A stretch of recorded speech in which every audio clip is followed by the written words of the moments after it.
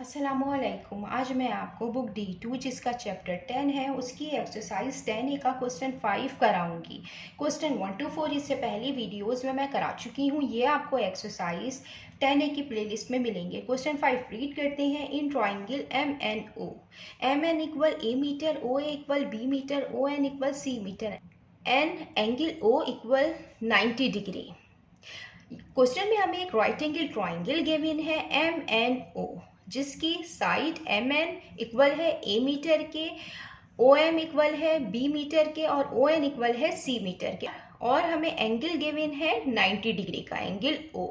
Right angle triangle वो होता है जिसमें एक एंगल 90 डिग्री का हो।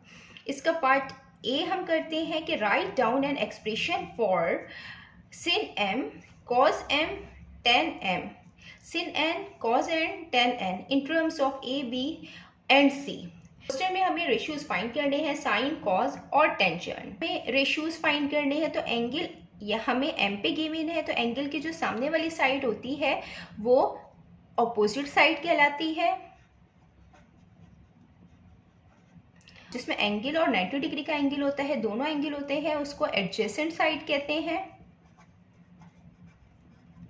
और 90 डिग्री के सामने वाली साइड हाइपोटेनियस साइड कहलाती है।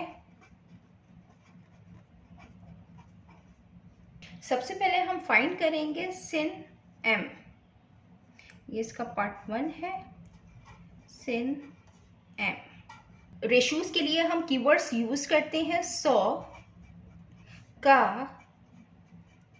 टुआ,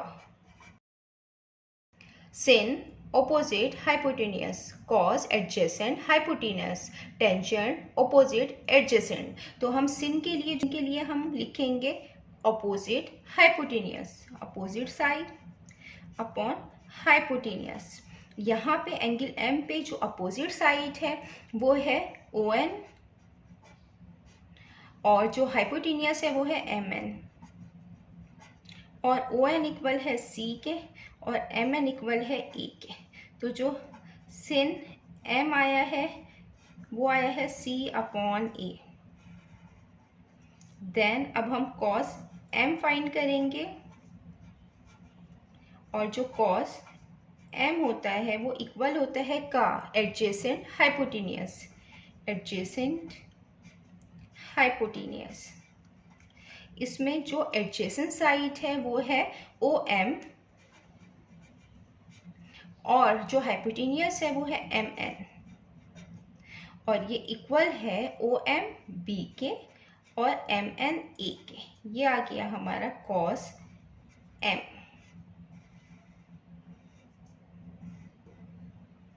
देन अब हम फाइंड करेंगे टेंजेंट M।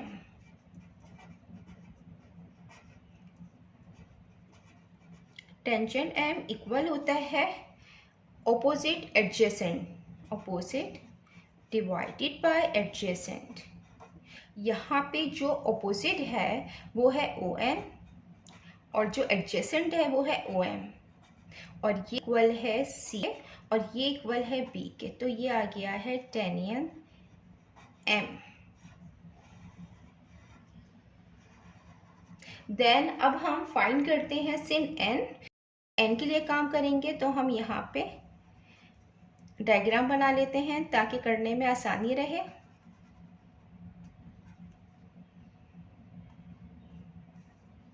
ये C मीटर है, ये A मीटर है और ये B मीटर है।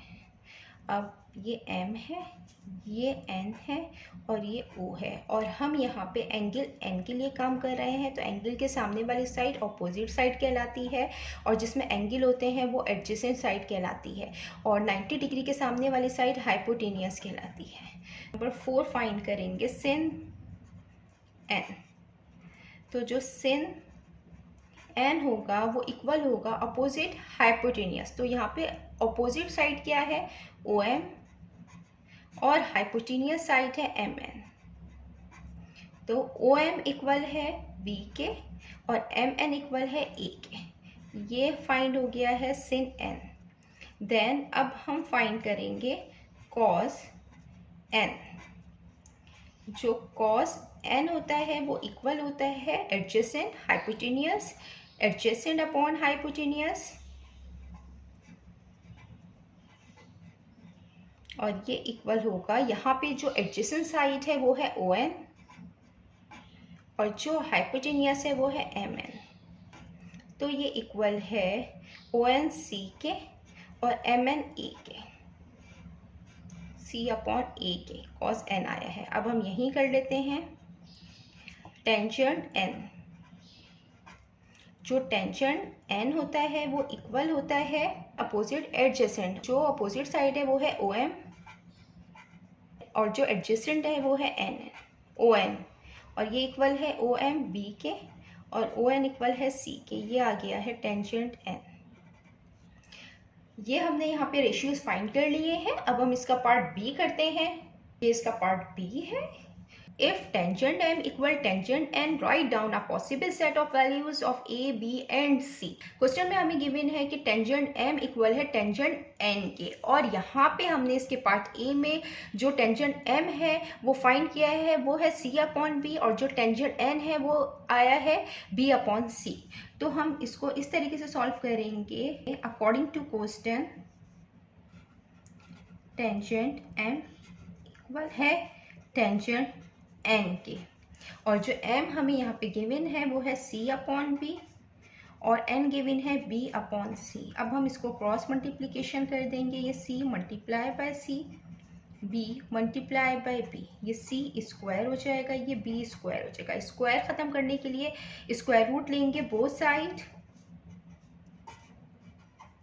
स्क्वायर से रूट कैंसिल हो जाएगा, ये c आ जाएगा और ये b आ जाएगा। यहाँ पे c इक्वल है b के मीन्स कि जो c की वैल्यू होगी वो b की वैल्यू होगी। अगर c 2 होगा तो b भी 2 होगा, अगर c 3 होगा तो b भी 3 होगा। तो हम इसमें अप्लाई करेंगे Pythagoras theorem possible values find करने के लिए। अप्लाई